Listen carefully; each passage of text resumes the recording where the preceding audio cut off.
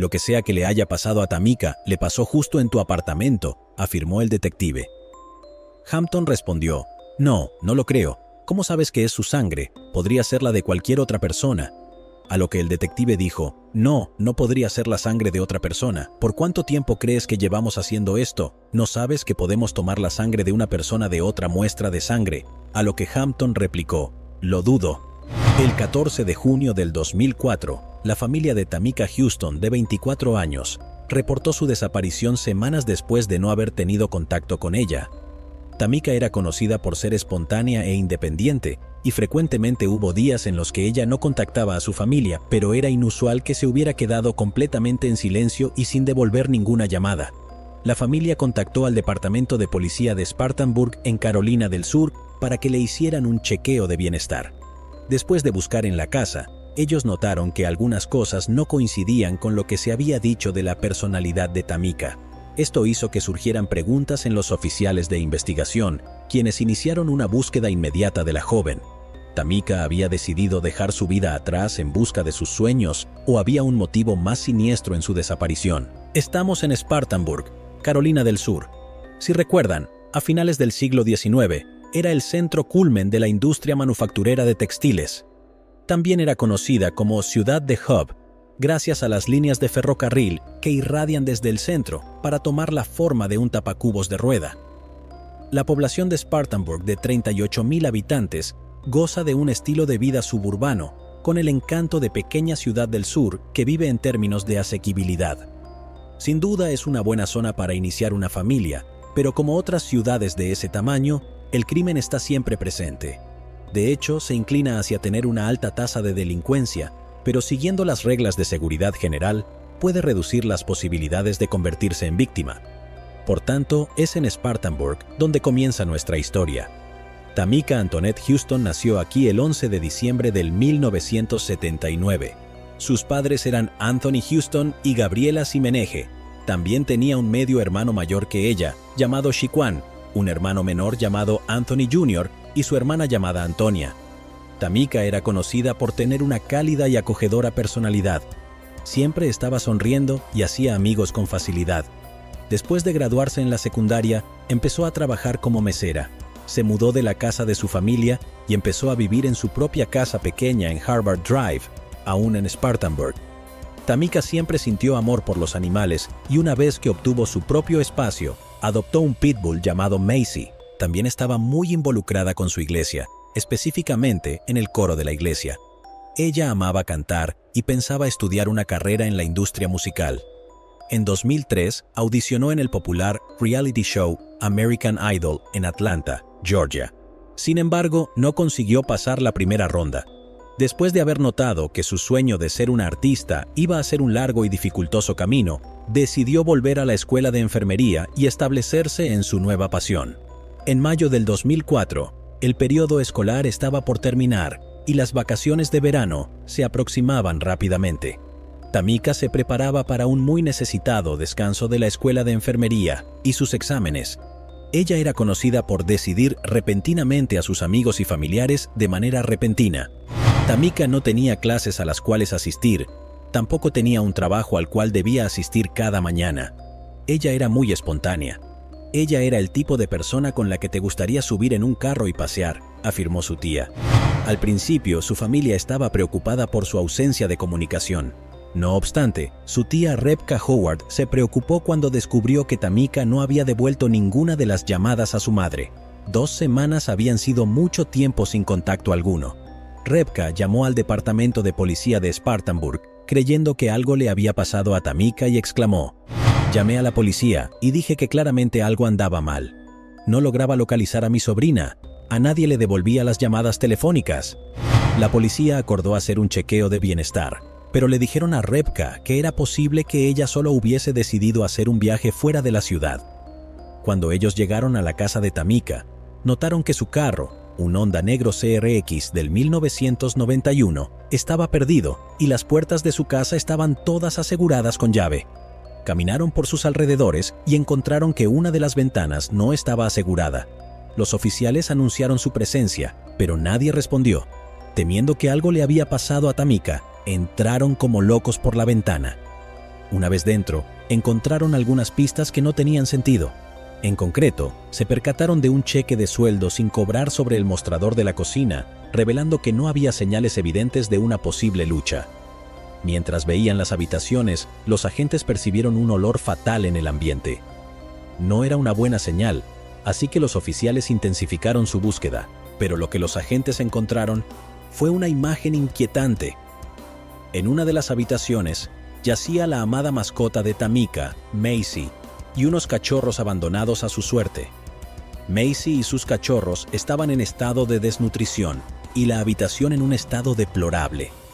Cuando los oficiales reportaron sus hallazgos a la familia de Tamika, supieron que algo malo le había pasado. Estaba claro que ella no era el tipo de persona que descuidaría a Macy. La policía inmediatamente emitió un boletín de todos los puntos y una orden de búsqueda para localizar a Tamika y su carro. Mientras tanto, su familia en Spartanburg empezó a distribuir volantes con detalles sobre ella alrededor de la comunidad. También contactaron a la prensa local en un intento de obtener más enfoque en su caso. Como una madre, es muy difícil no saber dónde está mi hija y esperar y pensar que está bien y que está segura, manifestó su madre. Los detectives Steve Lamb y Jay Steedman se encargaron de dirigir la investigación de la desaparición de la chica. Comenzaron el trabajo preliminar de inmediato y solicitaron los registros bancarios y telefónicos de Tamika para rastrear sus movimientos. Descubrieron que la chica no había hecho uso de su servicio telefónico ni de su cuenta bancaria desde principios de 2004. Los registros respaldaron la declaración de la familia, y es que nadie había oído hablar de Tamika desde principios de mayo. La investigación empezaba a parecer sospechosamente como un caso de un adulto fugitivo, pero la familia proporcionó a los detectives una pista interesante. Mientras entrevistaban a los miembros de la familia, a Lamb y Steedman les dijeron que investigaran a Terrence Moss, el exnovio de Tamika. Varios familiares mencionaron a los detectives que Tamika y Terrence habían pasado recientemente por una ruptura turbulenta. Armados con un nombre, investigaron a Terrence y descubrieron que tenía antecedentes penales. Hubo un incidente en su casa, donde ella lo acusó de haberla golpeado, afirmó Chris Cato, reportero de televisión. Sin embargo, muchas bengalas pueden estallar en la mente de un oficial de la ley con respecto a qué tan lejos habrá ido con Terrence. Esas fueron las palabras del fiscal, Gowdy. En este punto, un nuevo control reveló un giro interesante en la investigación. Terrence estaba programado para comparecer ante el tribunal por cargos de violencia doméstica una semana después de que Tamika fuera reportada como desaparecida. La acusación irónicamente fue presentada por Tamika, quien había desaparecido convenientemente antes de la audiencia. Esto proporcionó a los detectives un posible motivo. Tenían dos posibilidades. En primer lugar, Tamika podría haber huido de la ciudad para evitar aparecer en la corte y testificar contra Terrence. La segunda posibilidad, no obstante, era más siniestra. Terrence podría haber secuestrado a Tamika y haberla mantenido como rehén para que se retiraran los cargos contra él por su falta de comparecencia ante el tribunal. No pudieron descartar ninguna de las dos posibilidades, por lo que su siguiente paso fue llamar al propio Terrence. El 23 de junio del 2004, Terrence fue voluntariamente a la estación de policía de Spartanburg.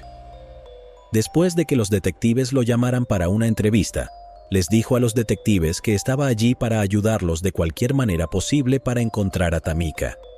Los detectives, sin embargo, estaban más interesados en su relación con la chica. Terrence explicó que él y Tamika se conocieron en el año 2000 y vivieron juntos hasta marzo de 2004. Los detectives le dijeron a Terrence que estaban al tanto de lo que pasó entre la pareja.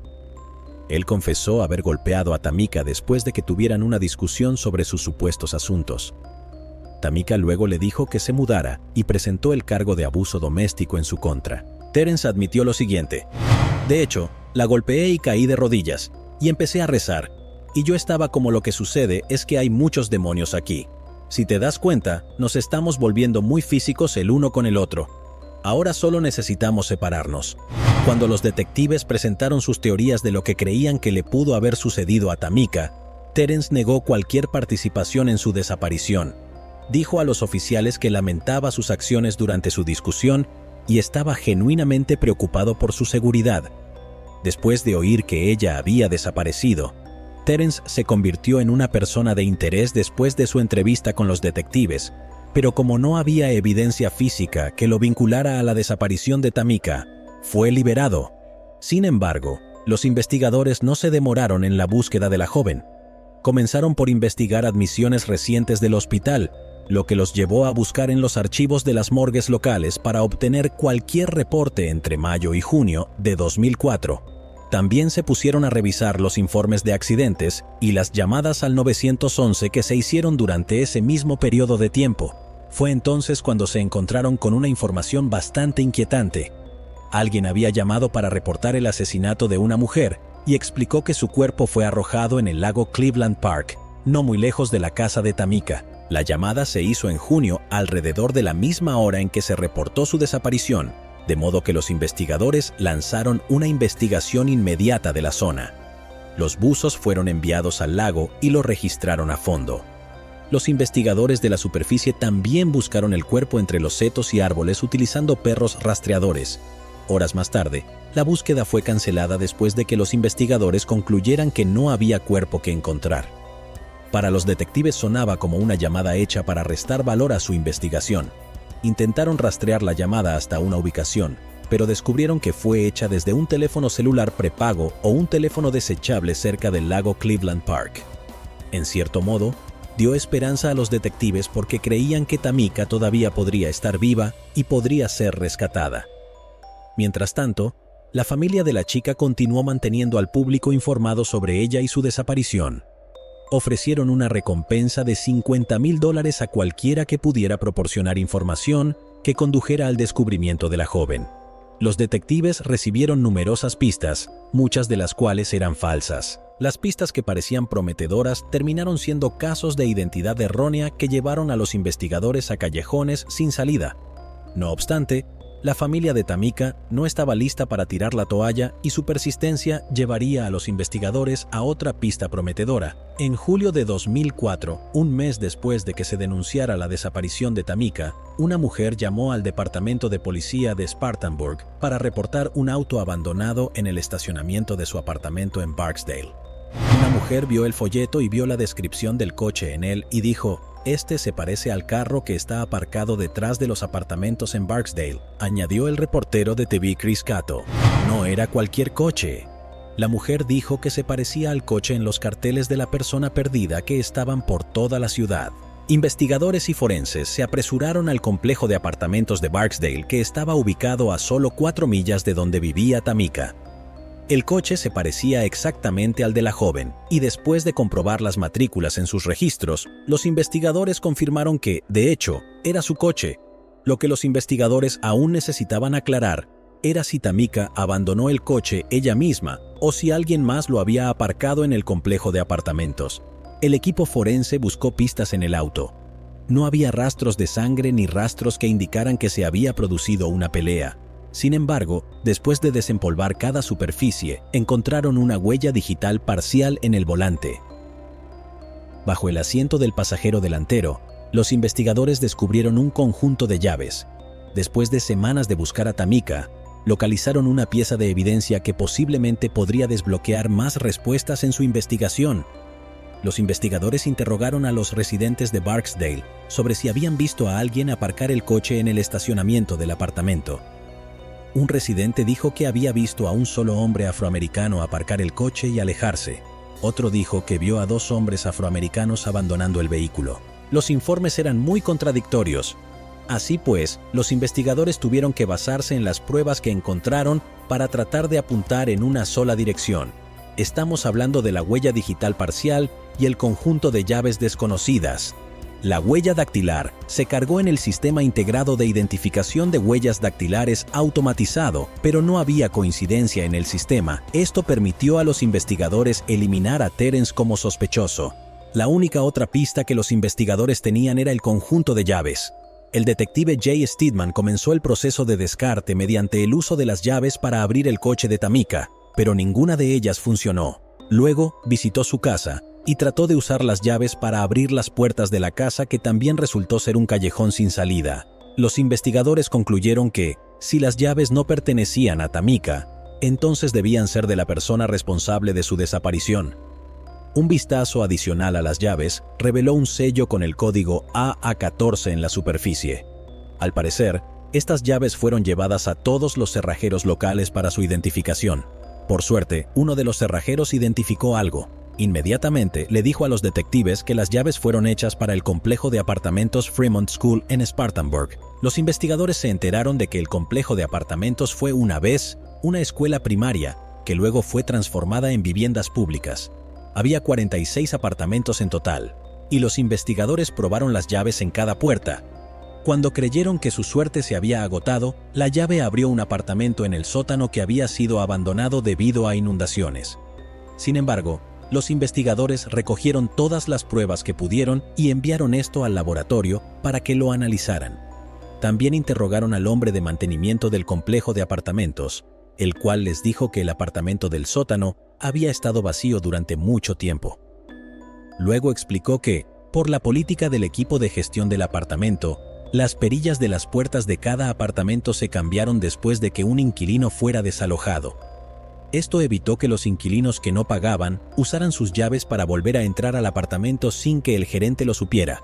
Sin embargo, los registros del apartamento no se mantuvieron en buen estado, por lo que no pudo decir a los investigadores de qué apartamento se había intercambiado el pomo. Sin embargo, pudo proporcionar a los investigadores una lista de antiguos inquilinos. Los resultados del laboratorio criminalístico fueron decepcionantes. No proporcionaron ninguna evidencia que probara que Tamika había estado en el apartamento. Los investigadores recurrieron a la lista de nombres de los antiguos inquilinos. La familia de la joven no reconoció ninguno de los nombres de la lista, pero una amiga cercana de ella dijo que uno de los nombres le sonaba familiar.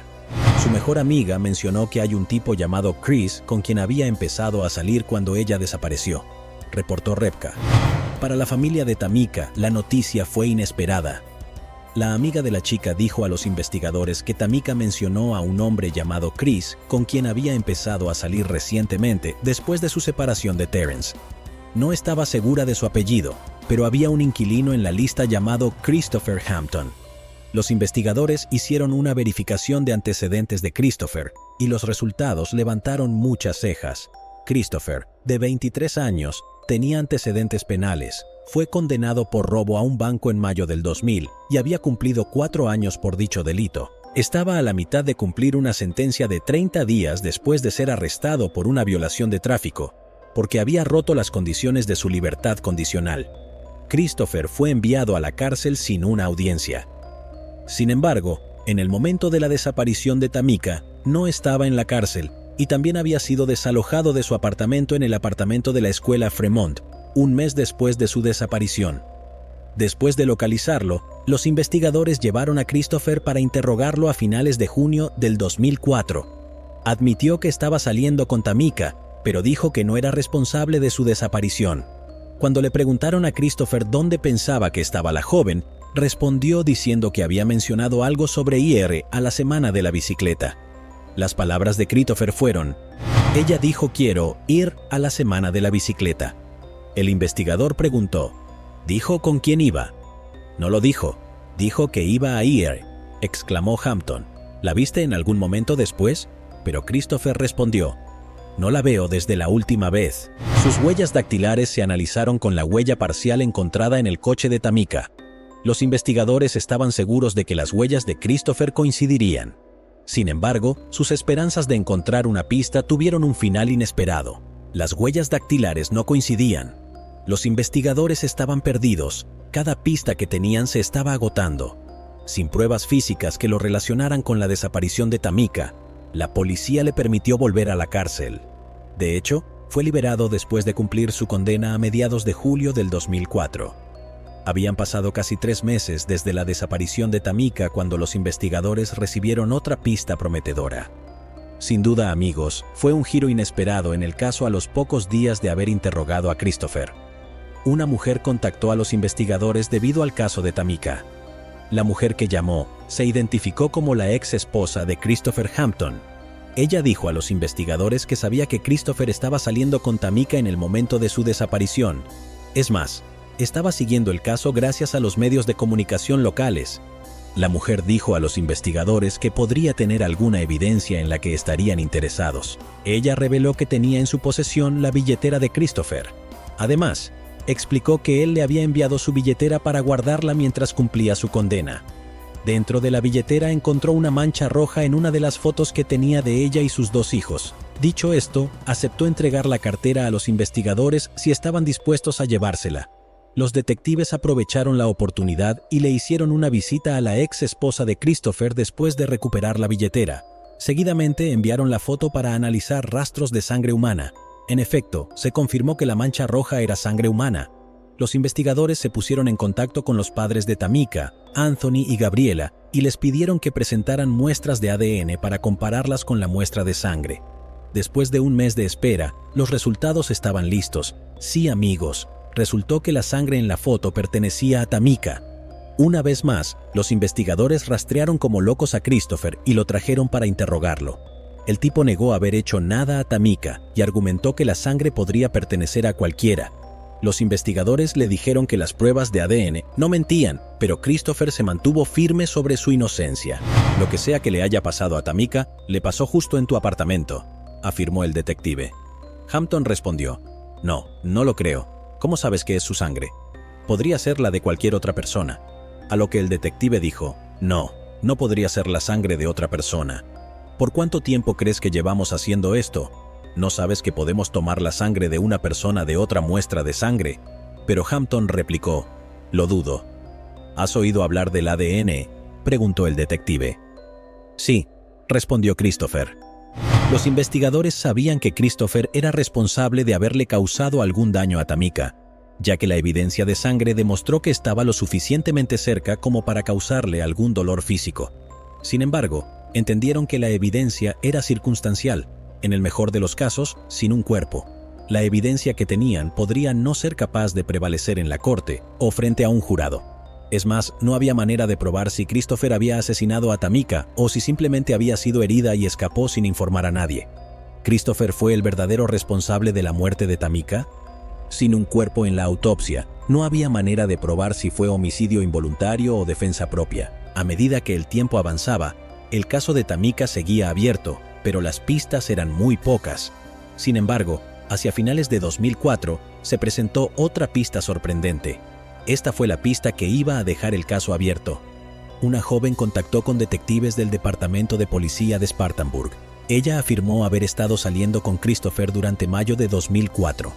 Según la joven, había estado dentro del apartamento de Christopher, el 215, alrededor de la época en que Tamika desapareció, y tomó nota de varias cosas extrañas. Había una gran mancha marrón rojiza en el suelo del dormitorio, y su tocador había sido empujado contra la puerta del armario. Les dijo a los investigadores que no quería alertar a Christopher de lo que había notado. En lugar de eso, pasó la noche con él en su apartamento. Cuando los investigadores la interrogaron más tarde, descubrieron que solo tenía 15 años en el momento de la desaparición de Tamika. También temía las posibles represalias de Christopher si descubría que ella era la que lo delató. Esta información fue mantenida en secreto por el equipo de investigación mientras trabajaban para obtener una orden de registro al apartamento 215. Los investigadores se mantuvieron cautelosamente optimistas, ya que sabían que había pasado demasiado tiempo desde que Tamika desapareció y que cualquier evidencia física que quedara podría haber sido contaminada por los nuevos inquilinos que vivían en el apartamento. En julio de 2005, 14 meses después de la desaparición de Tamika, los investigadores obtuvieron la orden de registro para el antiguo apartamento de Christopher. Forenses especialistas se unieron a los investigadores mientras se preparaban para entrar en el apartamento. La información proporcionada por la joven era precisa. Era obvio que alguien había intentado limpiar algo en el dormitorio. En el suelo alfombrado había un gran parche que había sido blanqueado. Cuando los investigadores forenses cortaron la capa superior de la alfombra, encontraron una gran cantidad de sangre seca.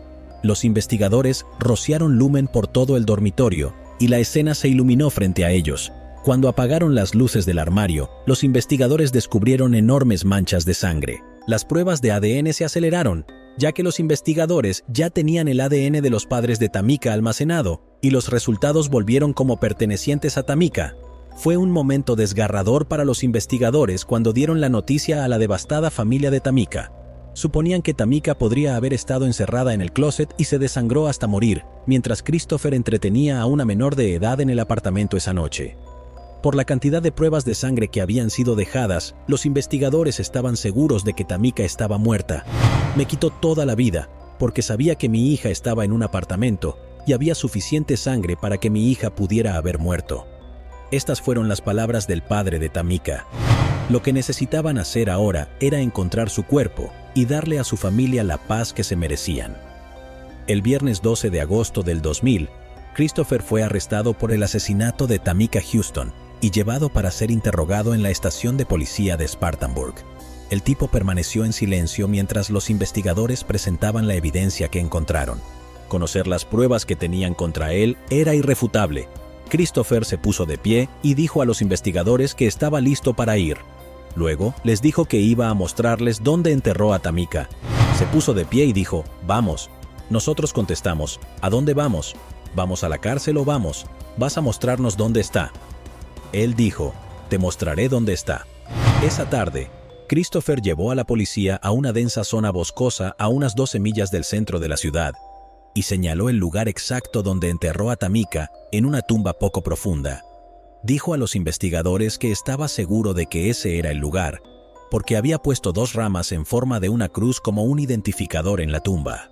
El equipo forense se dispuso a desenterrar las tumbas y encontró los restos óseos de un cuerpo femenino. Sin embargo, aunque se encontró la mandíbula inferior, faltaba el cráneo. Los restos fueron llevados a un laboratorio criminalístico y los dientes de la mandíbula inferior fueron comparados con los registros dentales de Tamika. Coincidían de lleno. Fue realmente un momento difícil para toda nuestra familia. Y ver a mi hermana sufrir tanto. Nunca te recuperas completamente de perder a alguien de esa manera, declaró su tía. Christopher fue llevado de vuelta a la sala de interrogatorios donde confesó lo que había sucedido esa noche y cómo mató a Tamika. Según él, Tamika había llegado a su apartamento mientras se preparaba para salir por la noche. Ella le exigió dinero, pero él le dijo que estaba tratando de ahorrar para el niño que estaba esperando con otra mujer. Esto enfureció mucho a Tamika, ya que todavía estaba molesta por su aparente infidelidad. La discusión entre los dos se intensificó, y en un ataque de ira, la golpeó en la cabeza con una plancha caliente. Ella comenzó a desangrarse en el piso del dormitorio, y él apenas envolvió su cuerpo en algunas sábanas antes de meterla en su armario. Luego, puso el tocador contra la puerta en caso de que la puerta se abriera accidentalmente y su cuerpo saliera después. Salió por la noche y regresó a casa con la joven que sabía que era menor de edad. Cenaron en el apartamento y pasaron la noche juntos. A la mañana siguiente, tomó prestado el coche de un amigo y condujo con el cuerpo de Tamika antes de encontrar un lugar adecuado para enterrarla. Después, condujo el coche de Tamika a otro complejo de apartamentos y abandonó el vehículo. Sin saberlo, dejó caer su juego de llaves en el coche. Mientras estaba en la cárcel a la espera de juicio, Christopher dio entrevistas a los periodistas y afirmó que matar a Tamika fue un accidente. Dijo que sentía un profundo arrepentimiento cada vez que veía las noticias y veía a la familia de Tamika acudir a la gente en busca de ayuda para encontrar a la joven. Declaró que unos meses después de enterrar a Tamika, regresó a la zona boscosa y desenterró su cuerpo. Afirmó que tenía la intención de ir a la policía y entregarse por cometer el crimen. Sin embargo, se arrepintió y cambió de opinión. En su lugar, le quitó el cráneo y lo tiró a un contenedor en la ciudad. Los investigadores creían que su motivo era evitar que la policía descubriera tanto su identidad como el alcance de las lesiones que realmente infligió a Tamika. Trey Gowdy, fiscal del condado de Spartanburg, comenzó a prepararse para el juicio por asesinato contra Christopher Hampton.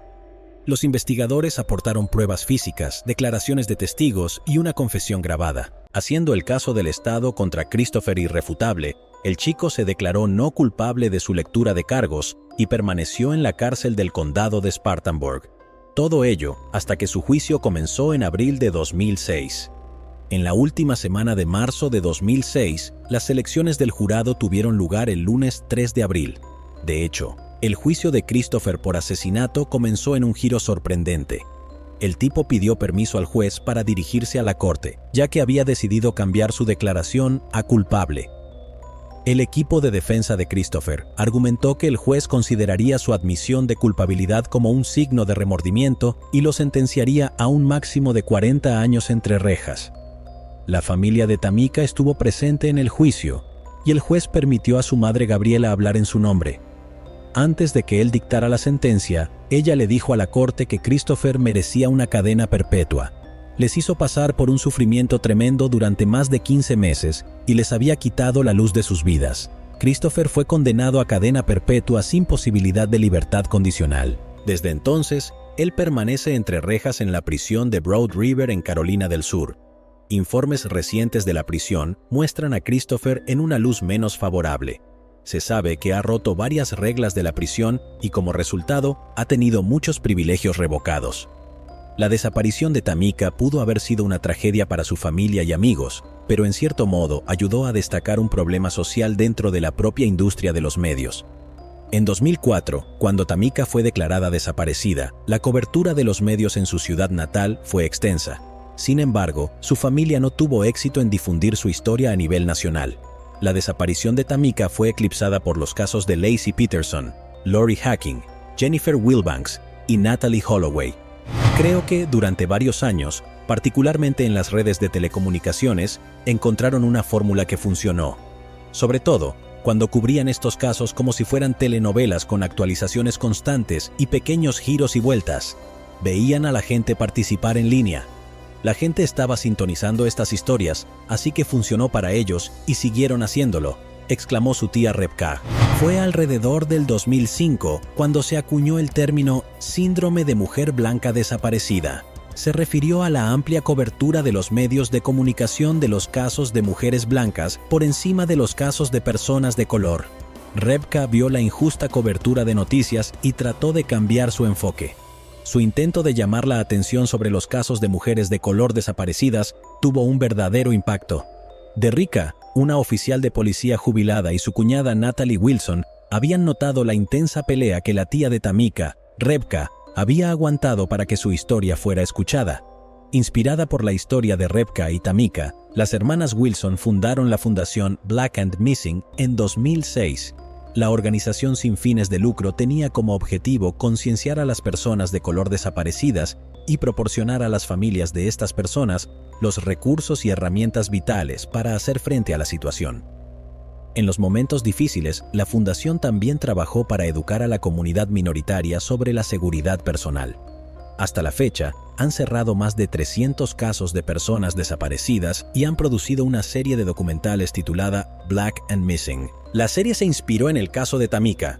En 2022, su historia se convirtió en el foco de un podcast titulado Finding Tamika. El podcast se centra en la desaparición de la joven y el posterior asesinato. En la narración de la historia de Tamika, los productores incluyeron el impacto que el caso tuvo en la conversación de cobertura de las mujeres desaparecidas. También ha ayudado a resaltar la invisibilidad de las mujeres de color cuando se trata de casos de personas desaparecidas. Tras la muerte de Tamika, su familia siguió sufriendo con su pérdida. Aunque su tía Rebecca utilizó la tragedia familiar para ayudar a la comunidad minoritaria, el padre de Tamika, Anthony, nunca se recuperó completamente de su muerte. Según un amigo de Anthony, Mike Fowler, era un hombre exitoso que tenía una sonrisa que podía iluminar una habitación. Describió a Anthony cuando se disponía a encontrar a Tamika cuando fue reportada como desaparecida. Después de la muerte de la joven, Anthony se convirtió en una cáscara de su antiguo yo. El 9 de enero del 2017, la tragedia golpeó a la familia Houston una vez más. Los paramédicos fueron llamados a la casa de Anthony Houston. Exactamente, quien había hecho la llamada que nunca se hizo pública, fue encontrado muerto en la casa que compartía con su esposa Joanne. Había sufrido una herida de bala autoinfligida en la cabeza. Joanne había recibido un disparo y seguía viva cuando llegaron los servicios de emergencia. Sin embargo, más tarde murió en el hospital. La investigación concluyó que se trataba de un aparente asesinato suicida. Amigos cercanos a la pareja dijeron que nunca hubo signos visibles de lo que llevó a tal tragedia. La pareja era la imagen del amor y la devoción. Estaba claro que nadie más entendería qué asuntos estaban luchando en sus vidas personales. El impacto de la muerte de Tamika se sintió de dos maneras dentro de su familia. Su tía Rebecca utilizó la tragedia para crear conciencia y lograr un cambio, mientras que su padre sufrió en silencio hasta el final. También sirve como un recordatorio para las mujeres de ser cautelosas con las amistades que mantienen. Nuestro caso de hoy abre muchos canales para el debate, pero he aquí algunos aspectos para que nuestros espectadores consideren. ¿Crees que el caso de Tamika tendrá el impacto que su tía Rebecca quiere? ¿Crees que Christopher sintió algún remordimiento por matar a Tamika? ¿Sigue siendo motivo de preocupación en las últimas tendencias de los medios de comunicación la tendencia del síndrome de mujer blanca desaparecida? Si aún no has visto este otro crimen, yo no me lo perdería,